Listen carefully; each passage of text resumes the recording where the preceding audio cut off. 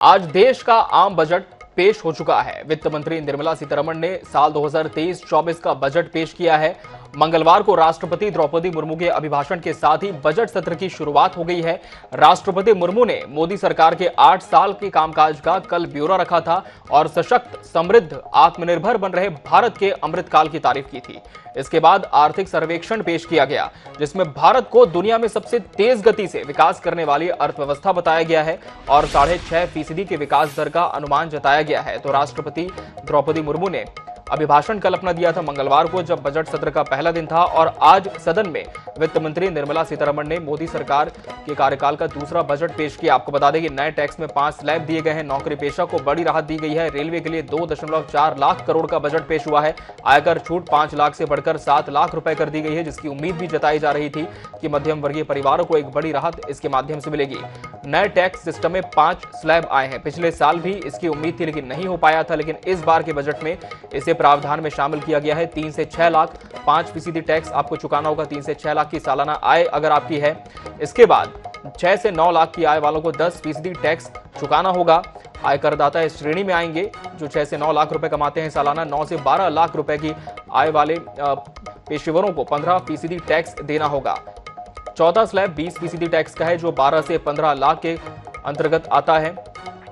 और इसके बाद जो 5वां स्लैब है वो 30% टैक्स का है, जो 15 लाख से ज्यादा इनकम वाले लोगों को चुकाना होगा। तो ये 5 टैक्स स्लैब जोड़े गए हैं। सही रास्ते पर भारत की अर्थव्यवस्था है। ये बजट में कहा गया है कि भारत की जो अर्थव्यवस्था है वो लगातार विकसित होती जा रही है।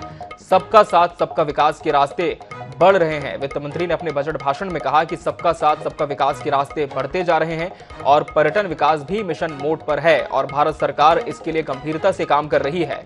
बजट की बड़ी बातें हम आपको बता रहे हैं। लगातार 7 क्षेत्रों को प्राथमिकता पर रखा गया है। 7 क्षेत्र जिन्हें प्राथमिक सूची में रखा गया है सरकार के द्वारा। ग्रोथ और नौकरी बढ़ने पर सरकार का फोकस है कि भारत में जो नौकरी पेशा है उनकी ग्रोथ भी हो, लगातार उन्हें अवसर मिल पाए। मोटे अनाज को बढ़ावा देना भी प्राथमिकता है। किसानों के लिए बजट में इसका प्रावधान है कि मोटे अनाज को भी सरकार प्राथमिकता देगी। प्रति व्यक्ति आय दोगुनी हुई है। यह वित्त मंत्री ने दावा किया है कि भारत में पर कैपिटा इनकम डबल हुई है, प्रति व्यक्ति आय दोगुनी हुई है, इसमें इजाफा हुआ है। तो बजट की बड़ी बातें जो वित्त मंत्री ने अपने बजट भाषण में कही हैं बजट पेश करते हुए।